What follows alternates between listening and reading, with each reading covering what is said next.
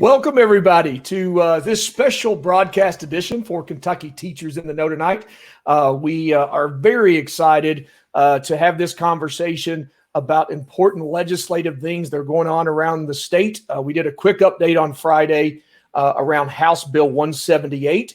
And basically, the big summary of that is there was a committee substitute filed in the Senate Education Committee for House Bill 178.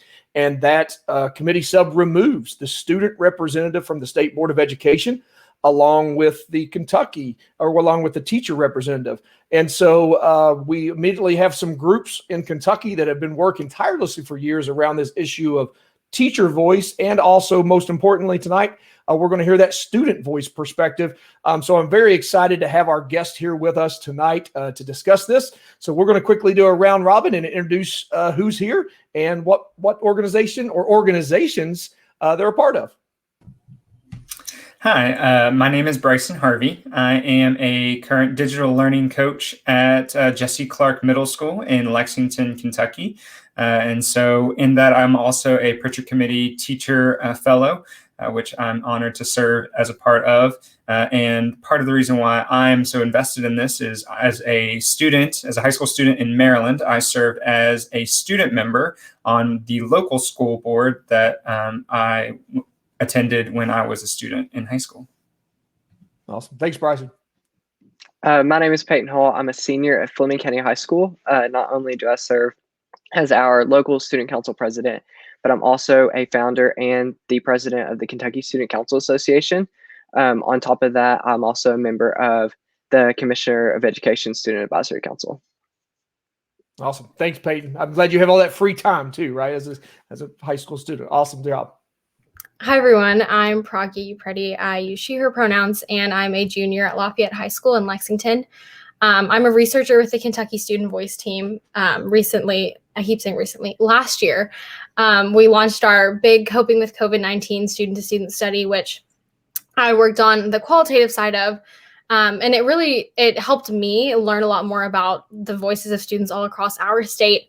But we really just amplified the voices of nearly 13,000 students to just better understand the social, emotional, and learning impacts brought on as a result of this whole pandemic. I'm also an ambassador with Student Voice, the national organization, where I've been really focusing a lot of my energy on civic education among public high schools all across Kentucky. So super excited to be part of this conversation. And I think everything in the whole realm of student voice is kind of intertwined with this group of individuals here. Thank you, Braga, for joining us, and excited to hear more from you just coming up. Thanks so much. I'm Emmanuel. I use she, her pronouns. I'm a senior in high school in Lexington at Henry Clay, and I co-direct the Kentucky Student Voice team and work with folks like Pragya. Excellent. Hi, I'm Carrie Lane. I am a junior at Morgan County High School, and I'm the vice president of our student council, and I'm Region A director for KISCA. Awesome. Welcome, everybody. It's really an honor to hear from each of you, and such important work that you've accomplished and continuing to grow and spread this message around student and teacher voice. A little over a year ago, Kentucky joined, I think the number's 24 or 25 states that have a student, and I don't have the data in front of me, but both. It's pretty unique. We have both a student and teacher rep on the state board, and getting to work nationally. That's something that I've got to brag a lot about around the country. Of Kentucky's leading by example, and that's not just on the state board, but it's a lot of other areas in your work. Each of you encompass that a lot. So, Emmanuel Braga, we'll start with you. What's some of the work that you've been doing with the Kentucky Student Voice team across Kentucky? You kind of gave us some hints into a little bit of that in your intro, but why is student voice so important to education, and what kind of work's still going on in this state? Absolutely. So I'll start off and then Pragya totally jump in. We do a lot of work. I think in essence, our work is about shifting power to folks that typically don't have it, primarily young people, but also particularly communities of color, Black, Indigenous, and low-income communities. And recognizing that the way our current systems operate these communities are typically denied agency and power within our systems, our education system being a particularly important one. And as one of our co-founders, Andrew Brennan, who many of you know, always says, our schools are the first institution that so many young people interact with. They're also, they should be incubators of democracy. And so all of our work surrounds that idea and trying to make that a reality. We do so through many different avenues. Sometimes it looks like research, as Pragi was talking about with our Coping with COVID-19 study, and school climate audits that we train students to do across the state. Sometimes it looks like legislative work, which we'll be talking more about tonight. Other times it looks like storytelling through our blog, the Student Voice Forum, and podcasts, Get Schooled. So the bottom line is that we are thinking about education justice and education equity through a lens that really forces us to think not only about representation, not only about the seats that we occupy and institutionalizing them like the seat on the Kentucky Board of Education does, but also about what that power looks like more organically at grassroots levels, from classrooms to schools to the district and state. And I think I will add, I think Emmy kind of gave you all the spiel of what meaningful student voice really looks like, but something that we spend a lot of time really thinking about, especially as we've kind of moved into the second phase of our study, which is delving into the importance of understanding what it means to have a more holistic approach to student voices. So the first part of our study was the survey, which once again garnered thousands of responses from across our state. But in the second part, we really wanted to reach the students that we felt our survey may not have done a more holistic job approaching. So we've been conducting interviews with students across our state to better understand their stories and understand their outlook on what policy recommendations should look like when we come out of this. And something that I always really take to heart during every single one of our meetings when we delve into the importance of storytelling in this work is that a lot of us are working to shift what normalcy looks like. I think right now we're kind of in this race to go back to what normal was before this pandemic. And we're really intentional as a student-led organization to recognize what wasn't working and know that our education system is now, it's illuminating its sheer fragility in this moment. And it's not going to do us any good to go back to the way things were before. That almost got us into the position we are in today, where we see such a big digital divide, and we see students that don't have the resources they need to be able to thrive in their education system. And I often think about it like, you know, we live in a country with so much opportunity and so many resources, but sometimes they're not allocated where they need to be. And we really put students at the center of that story. So I feel like through all of this work, it's really allowed us to take a step back and recognize the bigger picture of what education justice really looks like. We know that we can't have educational inequity unless we have economic inequity and racial disparities in our schools and socioeconomic divides that have really exacerbated during this pandemic. So all of our work really surrounds that. But I think at the heart of it is just storytelling, like Emmy was saying, and uplifting what students have to say about what we should be doing to change the way things are right now. Great. Thank you both so much for framing that and such important work that continues. And so we'll continue to talk and highlight some of that specifically around what's happening now. But the groundwork and the foundation has been great to see in Kentucky, and very proud of that. With that said, we're also very glad to have Carrie and Peyton here. For Peyton and Carrie, it's my understanding that Kentucky was actually one of the last states to have a student council organization. But you all have officially taking care of that. So it's been maybe a little over a year or so. Is that about the right timeline? And so what does that mean for your association? I know every time I talk and get an update, I know it's a growing organization because the word's getting out there. So fill us in on that. What's happening with the Kentucky Student Council Association? What's some of the work that you're doing with your organization? Yeah, so like you said, Kentucky was the very last state in our country to have a state association for student councils. So pretty much what KISCA is, it's a state level of to unite student councils across the state, just like other co-curriculars like TSA, FCCLA, FBLA, FFA, and others. So what our goal is to unite authentic student councils across the Commonwealth of Kentucky. And so when I say authentic, I mean it's not something that we just want to check the box. Oh, administration, we have student voice. Well, you come in, you ask 15 kids once a week, what do you think about the school? No, that is not authentic student voice. So the student councils that we are trying to get going across the state and ones that we help train now, we put students in the control of their schools. So we actually have a training where we go into buildings across the state to help train those members that want to start a student council in their school. And so what this is, it's more about climate and culture within your school. And what works at my school will not work at yours. We're very rural. So when you go to Lexington, Louisville, Bowling Green, Northern Kentucky, areas like that, what we do is not necessarily going to work. So we encourage students to take what we show you and to make it work for your school. So by having an authentic student council, it makes for the better opportunity of students in your school having the chance to talk to administration. Hey, we don't like this. Having that connection between your student body and your principal and assistant principal and superintendent is super important. Like when I go to school, I feel like I'm going to school to work for them. I feel like I'm having that opportunity where I have the ability to be open and to share, this really isn't working. Here is what we view as solutions to make our school a better place, to make our community a better place. So with that being said, Carrie is going to tell you a little bit more about the programming that we do, but that's just kind of what the basis of getting student councils started across the state, getting them going, and then Carrie's going to tell you about what we actually do for our councils. Yes, Kiska thrives off of just fun in general. We like putting students in leadership positions in their schools. We like teaching them the skills they need. So to do that, we've been holding Tuesday sessions weekly. The Kiska Executive Council comes up with ideas and we present them.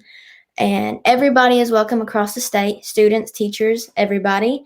That's a good way we teach our resources. We also, on our website, have a members lounge only.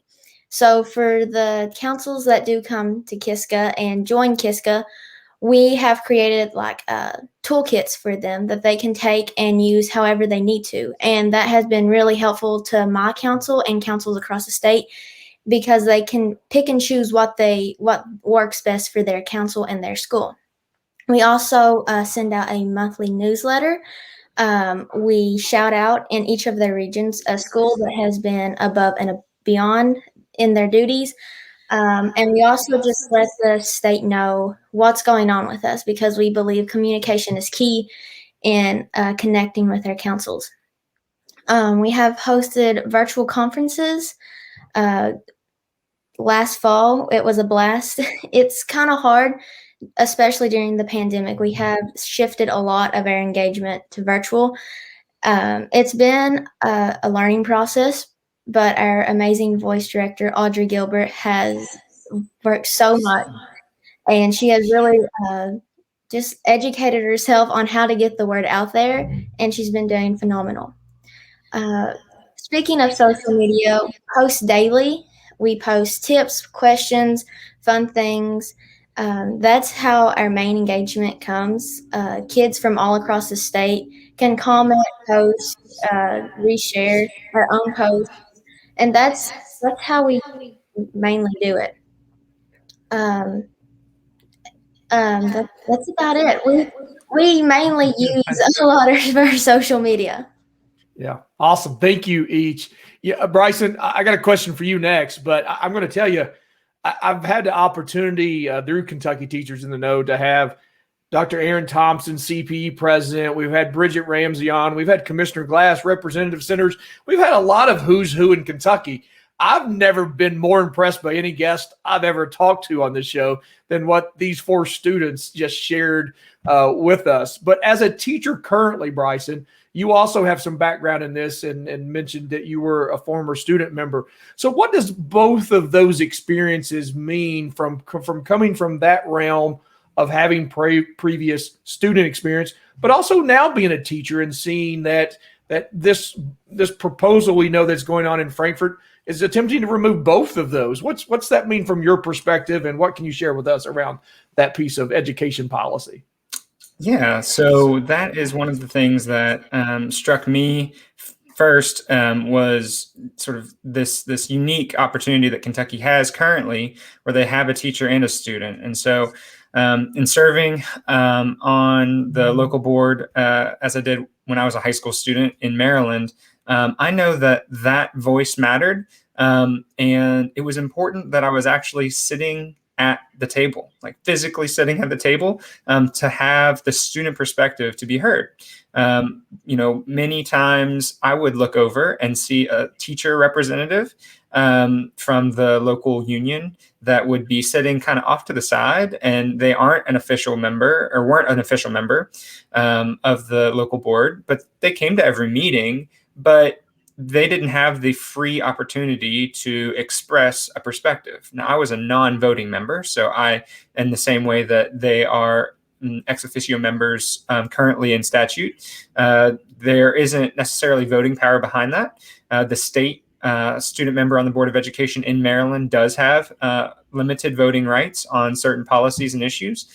So I think that is a next step, but just to be at the table, to have that perspective heard, looking over and seeing that, a head nod or shake, and the positive or negatory, it was possible for me by sitting at the table to say, this is kind of how students feel about it. And maybe not every student, but as I would go out and try to understand the constituents that I represented, the students that I represented when I was in high school, that was something that I took to heart, and we partnered the student members around the state, networked and partnered with the student councils in each school to kind of build that network and make it so that we were trying to be as representative of the voices as possible, because that representation matters.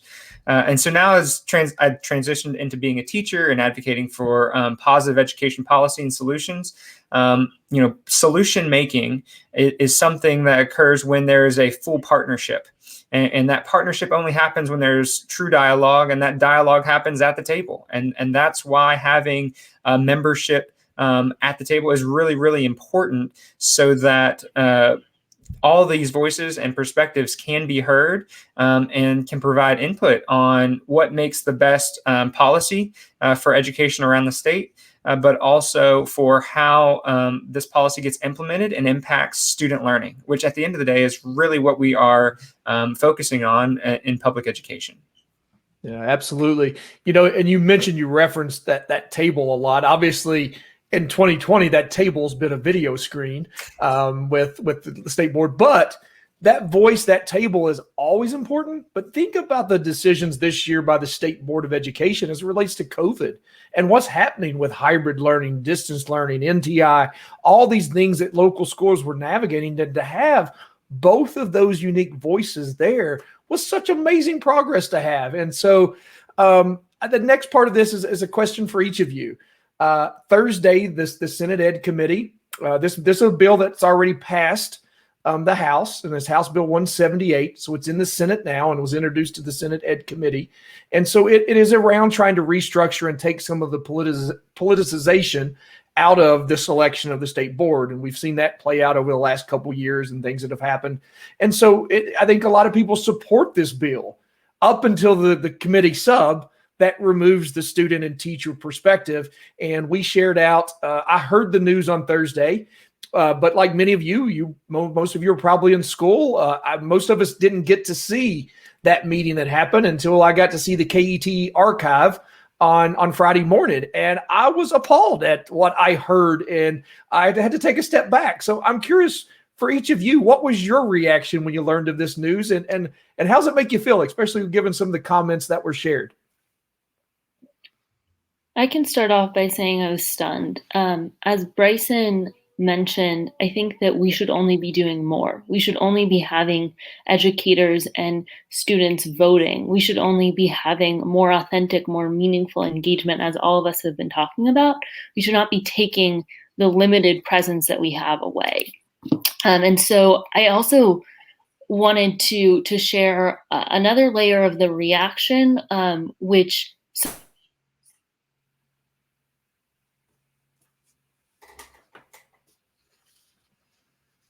surprised me I think, would tell you that themselves, right? That they can only do so much in this position. But I think that it matters not only because of what they can do, but also because of what it models for everybody at the district level, at the school level, right? Even at those site-based decision-making councils across the state, most of them don't have student representation on them. So having a student on KBE is not only important because of that body in and of itself, but what it normalizes and an expectation that it can potentially set for every other body and every other school. My reaction was pure frustration. So when I first heard about it, the only power that the student and this teacher on this board have is their voice. And so with this provision, if the potential of this passing, they're saying no. Our key stakeholders in our education should not have a voice. That is what I'm hearing by this. The only power they have is what they can share and what they bring to the table. And so when I was so frustrated, because these two positions have no effect on budgets, they have no effect on any policies. All they can share is their voices. So when I say frustration, it purely came out immediately.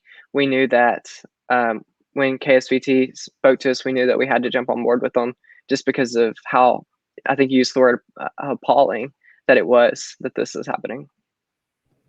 I will say I was confused at first. I mean, I think for a lot of us, it's like within this whole realm of student voice, it sometimes feels like we're fighting an uphill battle constantly. And it's like, one more thing we have to do to prove that our voices matter. Like, are we really at that point now?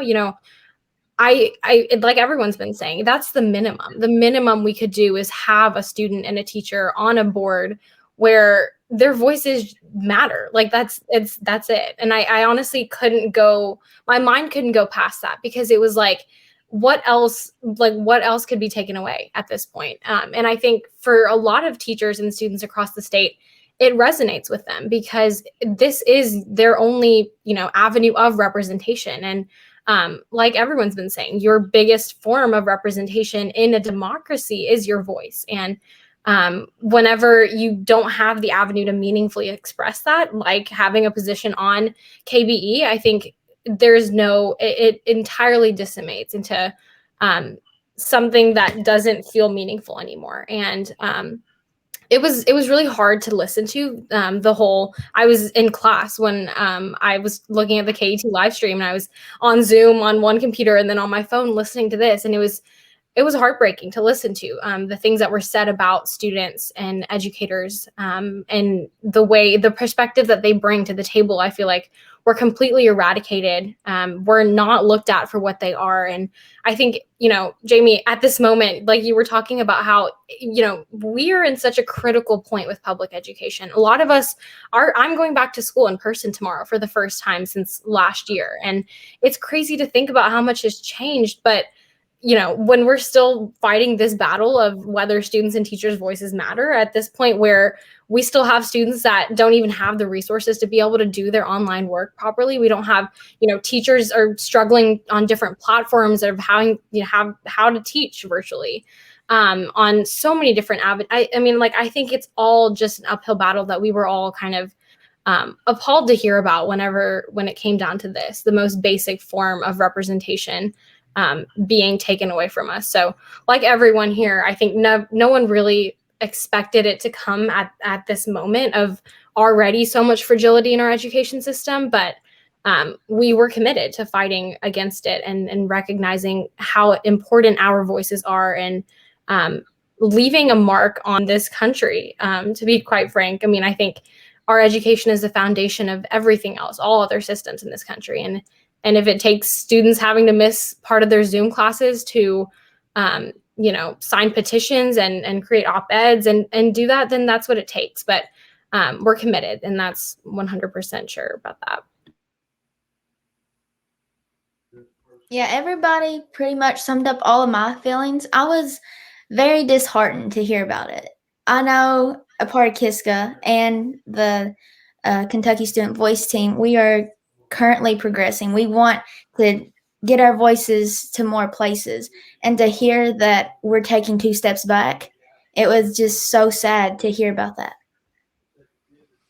Yeah, and I think that's what we've heard from your comments, right? Lead by example. If we're going to ask site-based decision-making counselors or local boards of education, we are doing the right thing in Kentucky right now. We are leading by example, and it was fascinating. I immediately went to social media and tagged as many of the legislators I could from that Senate Ed Committee, the National Association of State Boards of Education, which is where each of our state boards, that's their professional organization for best practices. They promote student and teacher voice, and they want to see all states doing this, and Kentucky is leading by example. So it was fascinating to me, and it became even more fascinating when I heard some of the reasons or supposed justifications. I want to say I appreciate Senator Reggie Thomas for setting the record straight and saying, student voice is critical and they don't have a voice. And he was pretty adamant about that. And so I did get a chance to reach out to those, and we'll talk about some of the feedback I got from a few of the senators that I will share in just a few minutes. But as we talk about this, you each went to work right away within your own organizations, and also collectively do some collaboration. So what does that work look like right now? And and I'll share some things that we just started today on an email campaign. But let's first hear about some of the things that have been happening through your organizations. So to start off, we do what we always do, and we started listening and thinking introspectively about what this meant for us. And as I said at the beginning, we felt that this sub was really confronting the foundational principles we stand for, and really an affront to the ideas that all of us have been talking about tonight around the fact that we see student educator voice as a tenet of preserving our democracy and preserving public schools. Not only preserving, but hopefully strengthening.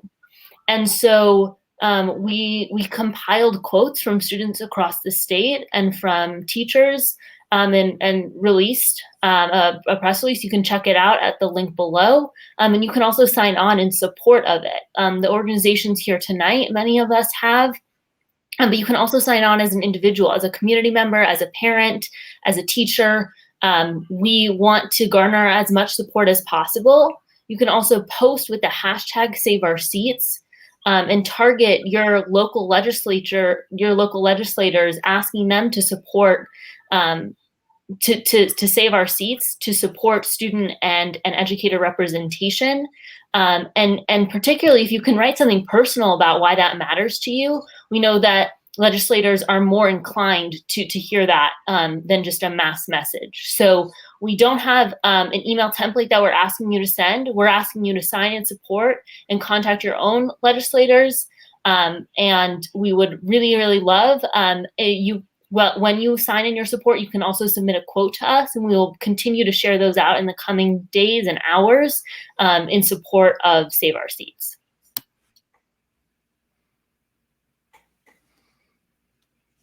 Awesome. Other thoughts too, as far as I know, she did a great job of summarizing that we got the website that's up there as well. Somebody want to talk? I know that I'll pull that one up and show the link to the Courier Journal article as well. Somebody want to speak to some of the news press and other things that have happened, bringing awareness. And then also, what other education groups are you in conversation with and helping to move this voice forward as well? I think the main thing is getting the word out. A lot of students don't even know this is happening, and that's very concerning as we're up here trying to promote voice and they don't even know what's happening. So sharing the posts, signing the petitions, just getting the word out there that this is going on and we need to take action against it is the best thing KISCA has been doing. I will say too, on the note of the op-ed that was recently published, I think part of that, like Carrie was saying, is that a lot of times students do feel out of touch of these issues. Sometimes it's hard for regular students across our schools to be able to understand their power and their voice. in all of this, and the stake that they have in decisions that are made like this. And part of that, it's not their fault. I mean, these are the systems that I could go on and on about this, but I think that the way that the systems that we have today are not made for students to be able to find their voice in all of that. And so I think, and that connects directly with our work. The reason why we felt so compelled to send out an op-ed was because we wanted things to be written down. We wanted the record to be set straight, that we're not here to play, and we have a direct say, and we have meaningful intentions about where we want this to go. And we recognize our power and the stake that we have in decisions like this, even if it feels like, I don't have a degree in education policy, but I still care about our state's education system. And I know the implications that decisions like that would have for my own peers that are also marginalized or low income or have struggled during this pandemic, especially during distance learning. So all of the things that we've done kind of with the community sign on and creating this op-ed and talking about it, and the hashtag Save Our Seats, getting the word out through social media, I think have all really allowed us to leave our mark and make sure people know what we're here about, and know that we're not here to play around. That. And I think something that, Jamie, you keep saying is Kentucky is leading by example with having both a teacher and a student on this Board of Education. Do we want to lead by example to take our student off of the board in less than a year that they've been on there? Is that the example that we want to lead for our country? That it is okay, let's give them their student voice, but immediately take it away. And so I think when we talk about this, we have to talk about the implications and the consequences that are coming from this. All of the students can share that, yes, student voice, authentic student voice across our Commonwealth and across the country is super important. But the consequences that are coming of us being silenced and shut down are a whole lot more than us struggling to get that seat in the first place. Excellent. And Bryson, I talked about that NASB piece. You've been at that table before. We were leading by example. We still are. This has to go through and has to be voted on. So, but you can't just sit back, and that's what makes the legislative process so interesting. That you maybe not be taught that in social studies, how they tack things on and change them. And there's a lot to be decided here. We'll talk about the substitute. We'll talk about the floor amendment, and so there's a lot that has to play out. But this awareness campaign so critical right now. What are your thoughts as far as the significance of this and next steps? Yeah, so it was striking to me the reach and the reasons behind why pulling off student and teacher representation from the state board. When you're referring to policy and coming up with solutions that are going to impact teachers and students most directly through this policy that's being decided at the state table, that is something that I, as a person who likes to come up with solutions and find the best way forward, to ignore the people that it's going to impact the most just seemed like so nearsighted in terms of what the goal, the stated goal by the bill supporters was, which really focused around this biased nature of who's in those seats. And I think that's why as we look to build back and build better to this policy, you need to include avenues for actual voting power. But then also I think that there also needs to be some procedures in place that allow for informed voices to be heard at the table. That was one of the benefits of the system that I experienced in Maryland. Was there was a vetting process that allowed students to have a voice and who their representative was going to be. I think that would be a logical next step to take as well. And in terms of the teacher position, I think I think it should be independent, and it should be someone who cares deeply about education and teaching and instruction, and that by creating some solid policies and procedures in terms of that nomination process, perhaps there's less pushback. But I think by removing it, you're avoiding the problem rather than confronting what needs to happen here, which is greater voice and greater agency for both teachers and students. Yeah, absolutely. And that's the history, and that's the legacy of Kentucky Teachers in the Know. It wasn't too many years ago. There was a lot of things being pushed out of Frankfort, and for far too long, I think teachers were just complacent and saying, whatever Frankfort's going to do, Frankfort's going to do. And we finally started to find our voice collectively, and that's really what bore Kentucky Teachers in the Know, is people wanting to be in the know, and that's the root of the name. And so, but the other part of that is it requires action. You all have shared the petition that you have out there. Just today, we launched an email campaign. We can't just sit back and assume somebody else is going to be our voice. We have to use our voice. We have to reach out. I personally have messaged with Senator Wise, who chairs the Senate Ed Committee. And, he told me specifically, reach out to Senator Wilson. It was his committee sub. I reached out to Senator Thomas. I personally got a phone call from Senator Thomas earlier, and because he's now filed a floor amendment. And so that's good news, because the floor amendment returns the student piece and the teacher piece. However, the good news to that is also comes with a caveat. Senator Thomas said, I've not been very successful in the Senate with any of my floor amendments. So that's the reason our voice collectively is so important. Each and every person, we've got to encourage people to reach out, to send emails, to be on social media, to let legislators know we're listening.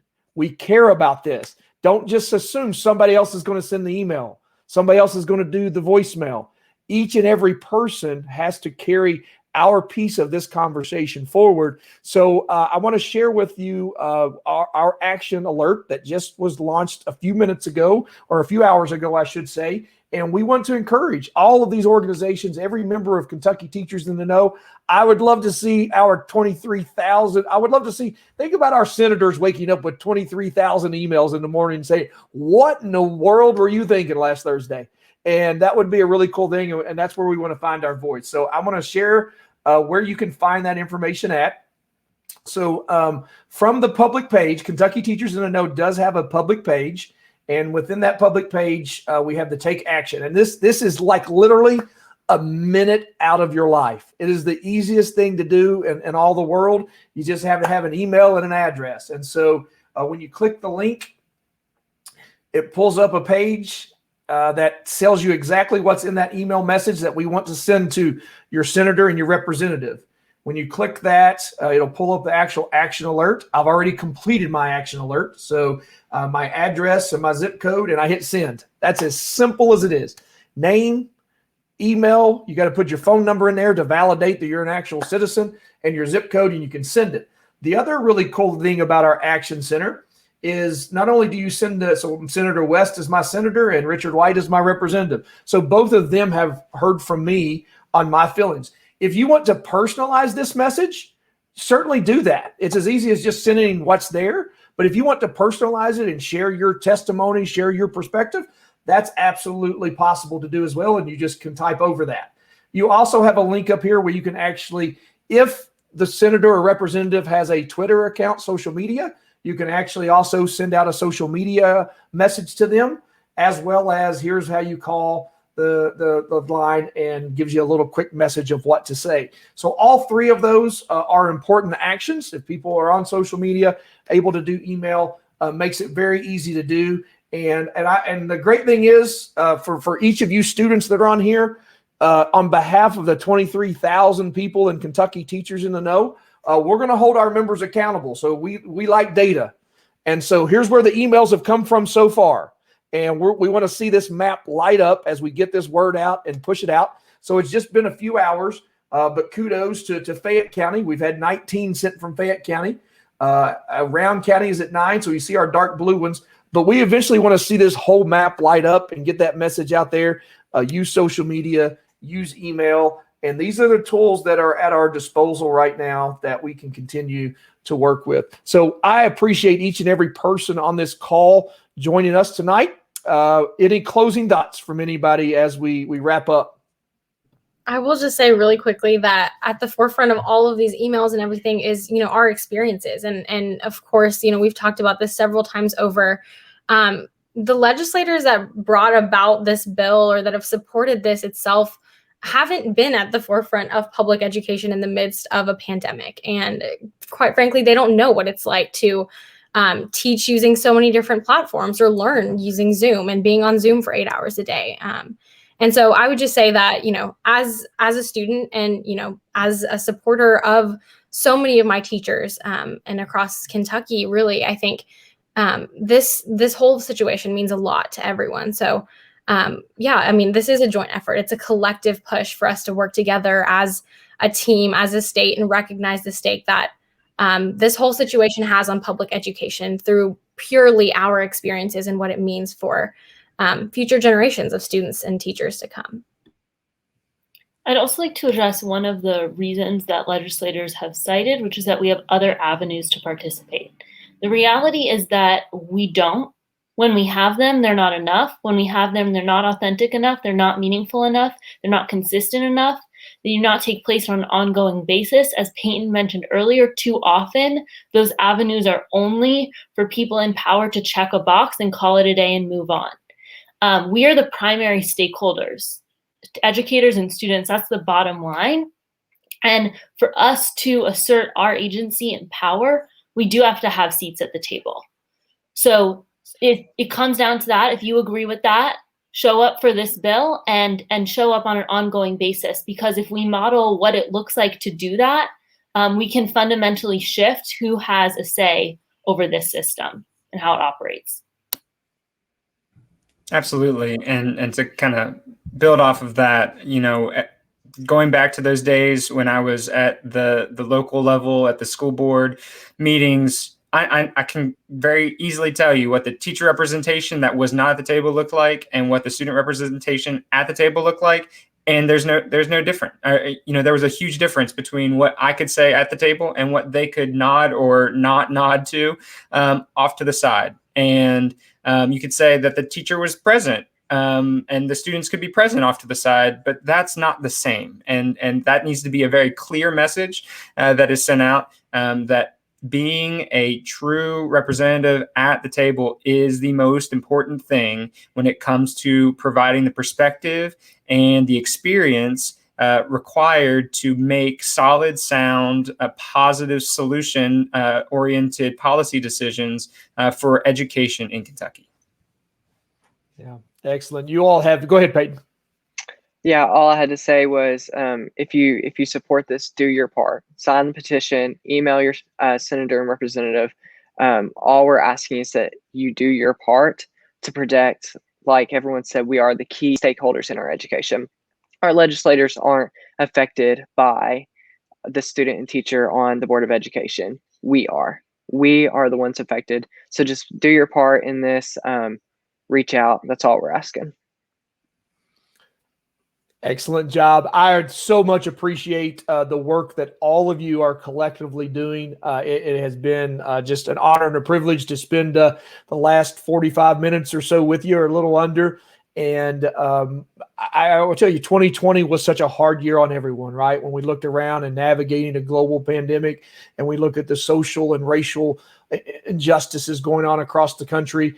But I can tell you, after listening and spending time with each of you, I have hope in the future of America right now. And these conversations are so important, and an engagement that each of you are a part of is the exact kinds of healthy dialogue that we need to be having and being involved in the decision making. And so thank you for all that you've done, but also more importantly, what you continue to do. And with that, we'll sign off for tonight. And thanks everybody. And we'll keep doing updates throughout the week. And we'll also be talking around House Bill 563, which is another big public education impact that we've already in some conversations with some superintendents to join us on a similar format and talk about some things that are doing. I know the Pritchard Committee and other groups also have an email campaign out against that as well. So lots of things to watch as the legislative session winds down in Frankfort. Thanks, everybody.